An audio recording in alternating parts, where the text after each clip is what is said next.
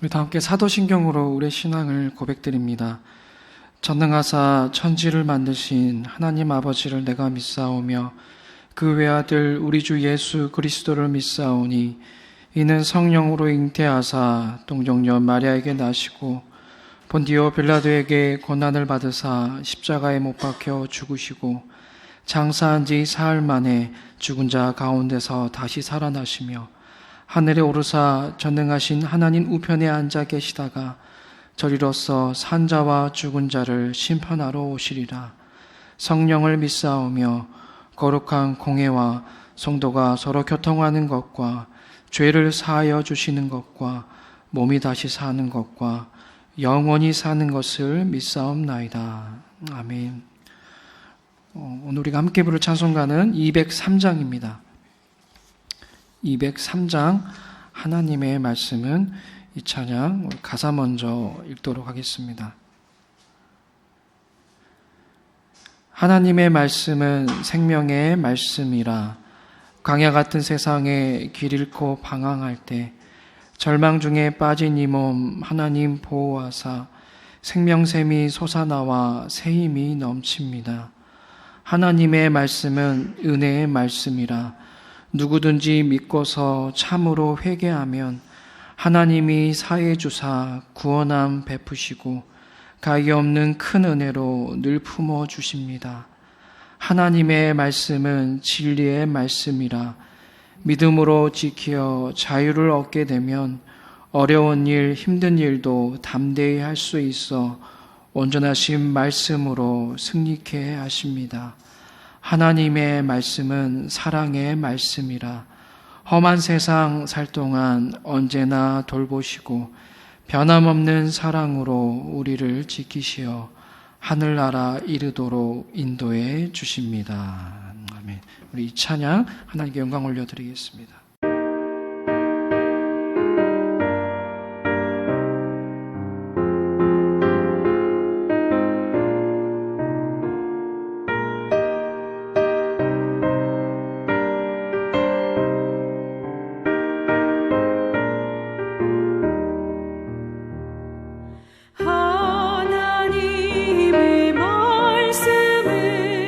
생명의 말씀이라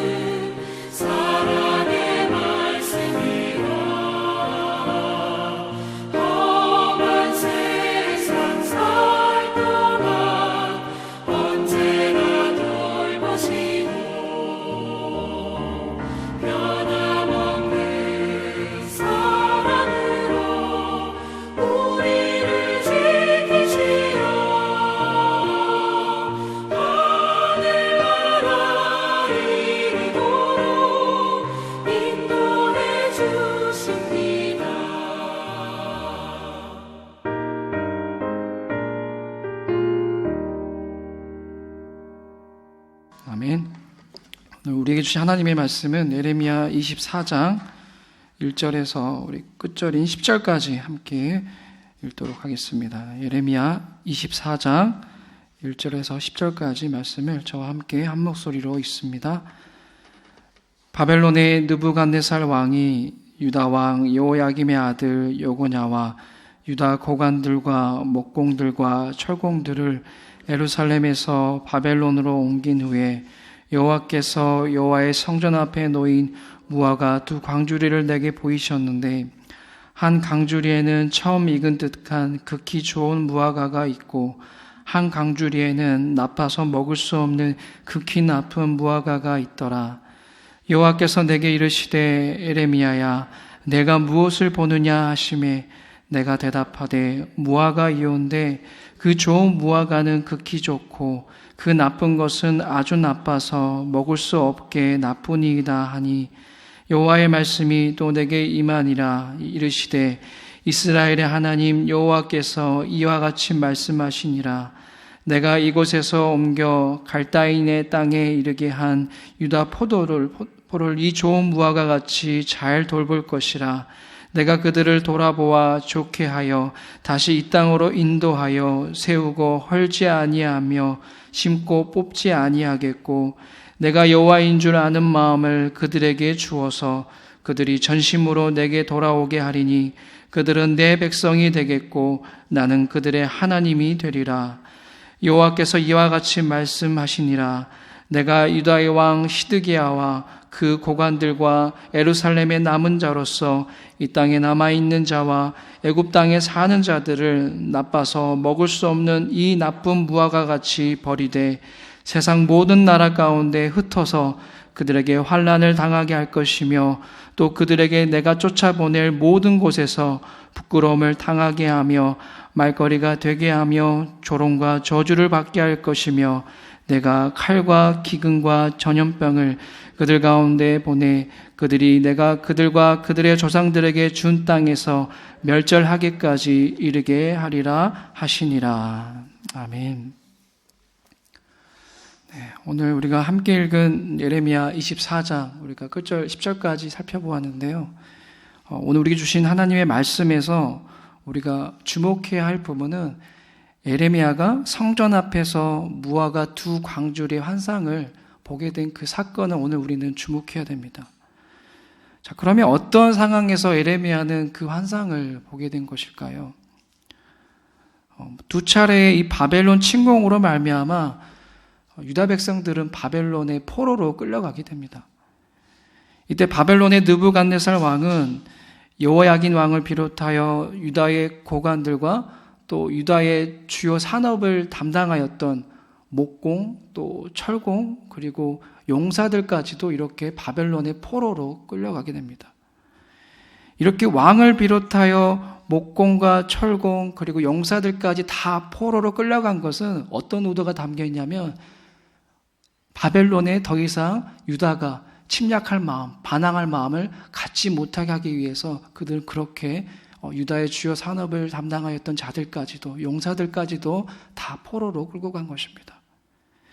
이처럼 한 나라의 왕까지도 이 포로로 끌려간 그 상황 가운데 어쩌면 이 절망의 끝자락 가운데 하나님께서는 예레미야를 통해서 이 두 광주리의 무화과 환상을 보여주신 것입니다. 하나님께서는 예레미야에게 이 두 광주리의 환상을 보여주신 다음에 이렇게 물으셨지요. 3절 말씀입니다. 예레미야야, 내가 무엇을 보느냐? 라면서 물으시죠. 이 하나님의 물음에 예레미야는 이렇게 대답합니다. 네 하나님, 무화과를 지금 보고 있는데 좋은 무화과는 너무 좋아서 지금이라도 당장 먹을 수 있을 정도로 매우 좋고 나쁜 무화과는 도저히 먹을 수 없을 정도로 매우 나쁩니다. 라고 대답합니다. 자, 그래서 하나님께서는 왜 예레미야에게 이 두 광주리의 무화과 환상을 보여주셨는지 또 이 각각의 무화과가 무엇을 의미하고 있는지를 오늘 4절 말씀부터 쭉 설명해 주시죠. 자, 먼저 좋은 무화과는 무엇을 의미하고 있습니까? 우리 오늘 5절 말씀 다시 한번 함께 읽어볼까요? 5절 말씀 함께 읽습니다. 시작. 이스라엘의 하나님 여호와께서 이와 같이 말씀하시니라.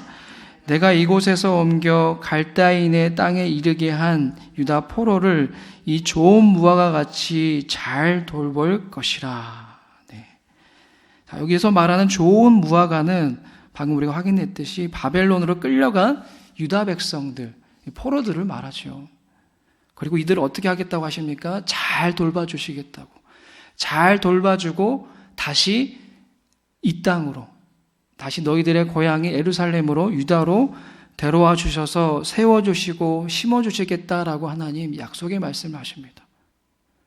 자, 그러면 왜 그 포로로 끌려간 자들을 하나님께서는 좋은 무화과다라고 비유하시면서 또 친히 돌봐주시겠다라고 말씀하시는 것일까요? 먼저 이들은 어떤 자들입니까? 포로로 끌려간 이들은 하나님의 말씀에 순종한 자들이었습니다. 하나님께서는 에레미야를 통해서 계속해서 말씀하셨어요. 바벨론에게 저항하지 말고, 그들과 싸우지 말고 그들에게 투항하고 항복하라고. 그것이 하나님의 뜻이라고. 그것이 하나님의 뜻이니까 너희들은 저항하지 말고 포로로 끌려가는 거에 대해서도 순종하라고 그렇게 에레미야를 통해서 계속해서 말씀하셨습니다. 아무리 하나님의 뜻이어도, 거기 하나님의 말씀이다 할지라도 자신들의 전쟁의 패배를 인정하고 또 자신들의 나라를 빼앗기고 성전이 허물어져 가는 것을 그저 보고 이방 나라의 포로로 끌려가는 것을 인정한다는 게 쉽진 않았음에도 불구하고 이 포로로 끌려간 이러한 자들은 하나님의 말씀에 그럼에도 순종하였던 자들입니다. 그 뜻에 따랐습니다. 즉 그들은 어떤 자들이냐면 자신들의 지혜를 의지하는 그런 자들이 아니라, 그런 거만한 자들이 아니라 하나님의 지혜를 의지하고 신뢰하는 매우 겸손한 자들, 하나님을 경외하는 자들이었습니다. 그래서 하나님은 이들을 좋은 무화과라고 말씀하시면서 친히 너희들을 돌봐주시겠다고, 다시 예루살렘으로 너희들을 회복시켜서 세워주고 심어주시겠다라고 말씀하신 것입니다. 자, 이완 대조적으로 하나님은 바벨론에 저항하고 포로로 끌려가는 것을 거부하고 끝까지 예루살렘에 남아있는 자들과 또 애굽 땅으로 피신한 자들을 가리켜서 나쁜 무화과다라고 말씀하십니다. 오늘 본문 8절 말씀도 다시 한번 함께 읽어볼까요? 8절 말씀 함께 읽습니다. 시작. 여호와께서 이와 같이 말씀하시니라. 내가 유다의 왕 시드기야와 그 고관들과 예루살렘의 남은 자로서 이 땅에 남아있는 자와 애굽 땅에 사는 자들을 나빠서 먹을 수 없는 이 나쁜 무화과 같이 버리되. 자, 겉으로 보기에는 이들은 어떠합니까? 왠지 포로로 잡혀간 자들보다, 항복한 자들보다 조금은 더 의로워 보여요. 겉으로 보기에는 그래 보입니다. 끝까지 정말 하나님의 성전을 지키기 위해서 끝까지 싸우고 정말 투쟁하는 그 모습이 다른 삼자가 보기에는 되게 의로워 보이고 정말 그들의 모습이 숭고해 보기까지 합니다. 그런데 실상은 어떠합니까? 하나님의 뜻에, 그 말씀에 순종하지 않는 자들이었어요. 거만하고 교만한 자들이었습니다. 지혜롭지 못한 자들이었습니다. 하나님을 경외하지 않는 자들이었죠. 하나님의 말씀보다는 자신들이 듣기 좋아하는 그 말만 전하는 거짓 선지자들의 말에 귀를 기울였던 자들이고, 하나님의 능력을 의지하기보다는 자신들의 지혜와 또 자신들의 눈에 보이는 힘과 권력을 더 의지하였던 자들이었습니다. 그러한 자들에게 하나님은 너희들은 도저히 먹을 수 없는 나쁜 무화과 같다라고 말씀하시면서 이들을 버리겠다고, 또 조롱과 저주를 받게 할 것이라고 말씀하십니다. 이후의 말씀을 우리가 쭉 보면은 지금 좋은 무화과, 나쁜 무화과 말씀하시면서 비교하였던 그 두 무리들이 정말 하나님의 말씀대로 그대로 실현되었습니다. 그대로 이루어졌습니다. 좋은 무화과라고 칭찬받은 이 포로된 자들은 포로 생활이 녹록지는 않았겠죠. 포로 생활이 힘겨웠지만 그럼에도 그 상황 가운데 믿음을 잃지 않고 하나님께 소망을 가졌습니다. 이러한 자들 대표하는 게 우리가 잘 아는 인물들이죠. 다니엘과 그 세 친구들이 그 당시에 믿음을 잃지 않았던 자들이고, 또 에스라와 느헤미야 또한 바로 믿음이 잃지 않았던 그런 자들이었습니다. 이들은 낙심된 상황 속에서도 믿음을 지키고 또 의롭게 살았기 때문에 이방 나라에도 불구하고 그 나라 백성들과 그 나라 왕실까지도 인정하는 그런 놀라운 복을 입게 되었습니다. 그뿐만 아니라 마침내 그토록 원했던 자신들의 고향인 이 예루살렘으로 돌아오게 되는 그 하나님의 은총 또한 입게 되었습니다. 하지만 나쁜 무화과라고 책망받은 예루살렘의 남은 자들, 또 애굽을 의지한 자들은 어떻게 되었냐면 좀 하나님의 말씀대로 10년 뒤에, 약 10년 뒤에 바벨론의 4차 침공으로 말미암아서 예루살렘 성전과 함께 이 바벨론 군사들의 칼날에 진멸되고 말았습니다. 사랑하는 여러분, 오늘 하나님께서는 오늘 우리에게 주신 이 말씀을 통해서 무엇을 말씀하시는 것일까요? 이 말씀을 통해서 우리는 무엇을 깨달아야 될까요? 하나님께서는 에레미야에게 무화과 두 광주리를 보여주시면서 이렇게 물으셨지요. 내가 무엇을 보느냐? 너의 눈에 지금 무엇이 보이느냐라고 물으셨습니다. 이 물음은 단지 에레미야의 눈앞에 놓인 무화과만을 두고 말씀하신 게 아닙니다. 하나님이 택한 백성과 그 나라와 그 성전이 짓밟히고 또 그 백성과 그 왕이 이방 나라의 수치를 당하고 포로로 끌려가는 그 절망의 끝자락에서 그 고통의 상황 가운데서도 하나님은 이렇게 물으신 것입니다. 내 손이 보이느냐? 하나님의 손이 보이느냐라고 물으신 것입니다. 세상의 시선으로 보면은 또 일반적인 인간 역사의 관점에서 본다면 지금 유다의 상황은 그냥 끝장난 상황입니다. 더 이상 희망이 보이지가 않습니다. 전쟁에서 패하였고 자신들의 나라와 성전도 빼앗겼고 심지어 왕까지도 포로로 끌려갔습니다. 유다 백성들의 자부심이고 자랑이었던 하나님, 그 하나님마저도 이방신에게 패하였고 또 자신의 백성을 버리신 게 명백해 보입니다.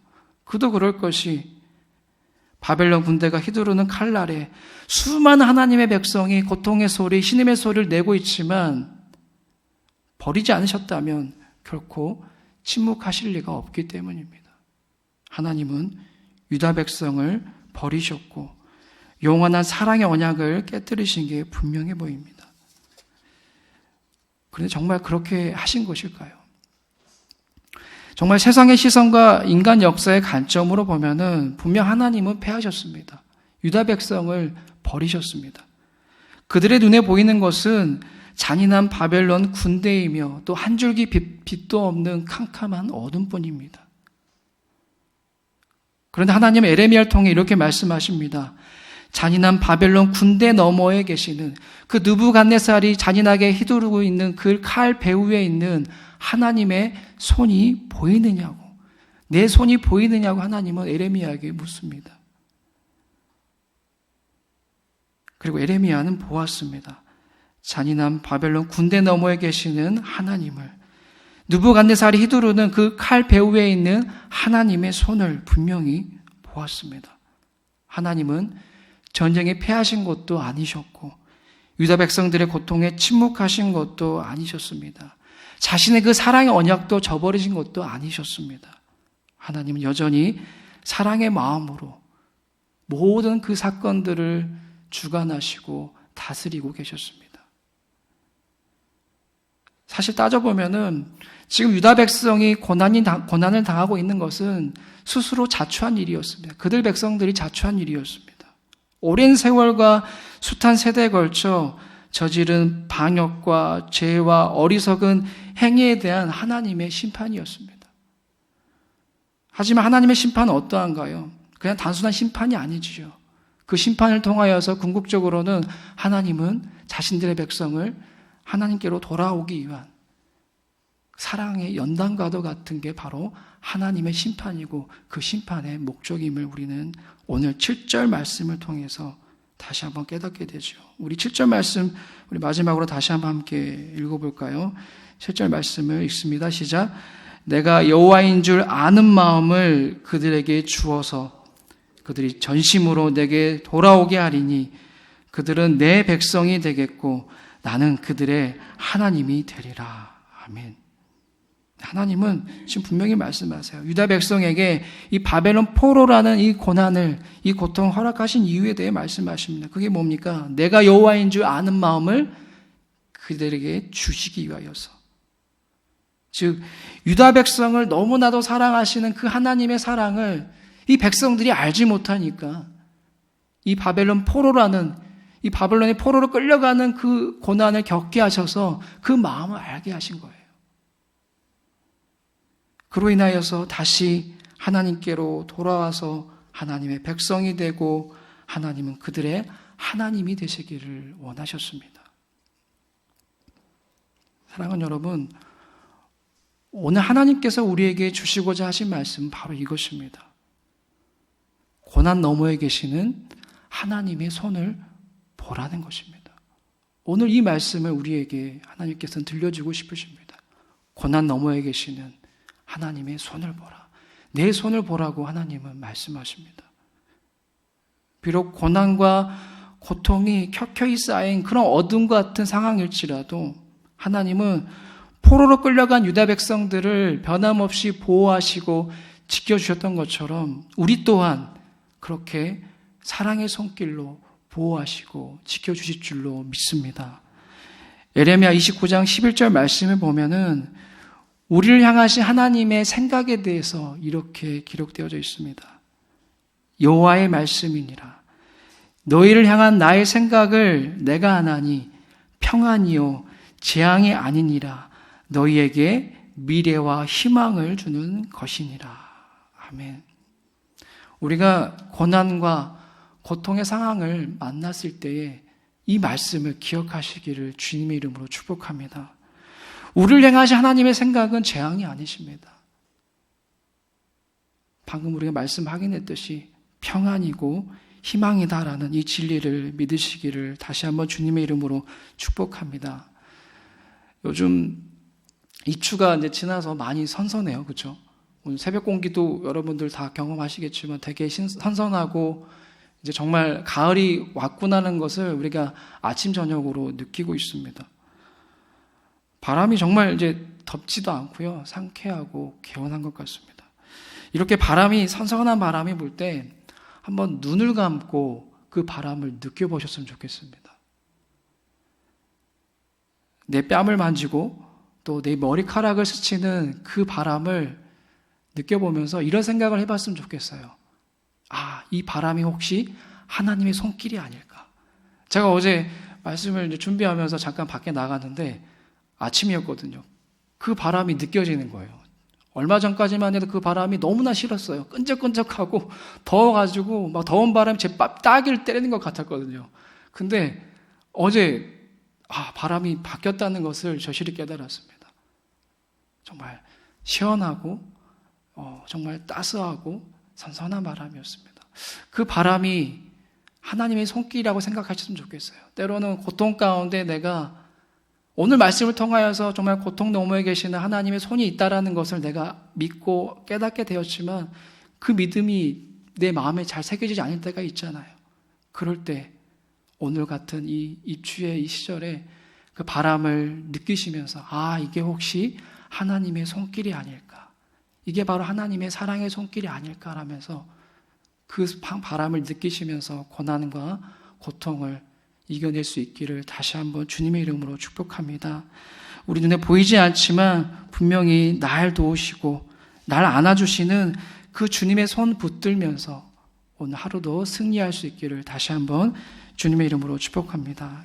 기도하겠습니다. 하나님, 오늘 예레미야가 그 고난과 고통의 상황에 놓여 있을 때에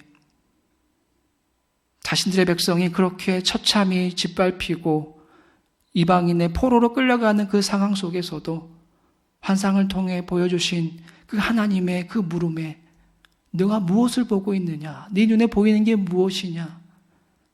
이 고난의 상황 속에서도 너희를 지키고 보호하는 내 손이 보이느냐라는 그 하나님의 물음에 예레미야는 그 물음을 통하여서 하나님을 만났고 그 사랑의 손을 믿음으로 고백하며 나아갔듯이 오늘 우리도 변함없이 포로된 자와 같이 고통과 고난 속에 놓여 있을 때에 그 고통과 고난을 주관하시는 하나님의 사랑의 손을 보게 하여 주옵소서. 믿음의 눈을 들어서 주님, 그 주님의 손을 보기를 원합니다. 주님을 만나기를 원합니다. 하나님, 우리의 마음을 만져주시고 행여 정말 상처 입은 영혼들이 있다면, 심령들이 있다면 이 시간 고쳐주시옵소서. 회복시켜 주시고 치유하여 주시옵소서. 다시 주님께로 돌아갈 수 있는 믿음과 용기와 결단을 주님 허락하여 주시옵소서. 정말 유다 백성이 다시 하나님께로 돌아가기 위한 그 연단으로서 하나님은 고통과 고난을 허락하셨다는 것을 우리는 깨닫습니다. 마찬가지입니다. 우리에게 고난을 허락하신 이유는 분명히 있습니다. 고난은 심판이 아니라 그저 심판으로만 끝나는 것이 아니라 하나님의 마음을 알길 원하는, 너희들이 내 마음을 알기 원한다는 그 하나님의 사랑의 훈련이라고, 사랑의 연단이라고 믿을 수 있는 그 믿음을 허락하여 주시옵소서. 오늘 주어진 하루의 삶도 그 믿음으로 살아내겠사오니 성령 하나님, 오늘 우리 모두를 눈동자처럼 지켜주시고 보호하여 주시고 함께하여 주옵소서. 예수님의 이름으로 기도드리옵나이다. 아멘. 하늘에 계신 우리 아버지여, 이름이 거룩히 여김을 받으시오며 나라 임하옵시며 뜻이 하늘에서 이룬 것 같이 땅에서도 이루어지이다. 오늘날 우리에게 일용할 양식을 주옵시고 우리가 우리에게 죄 지은 자를 사하여 준 것 같이 우리 죄를 사하여 주옵시고 우리를 시험에 들게 하지 마옵시고 다만 악에서 구하옵소서. 대개 나라와 권세와 영광이 아버지께 영원히 있사옵나이다. 아멘.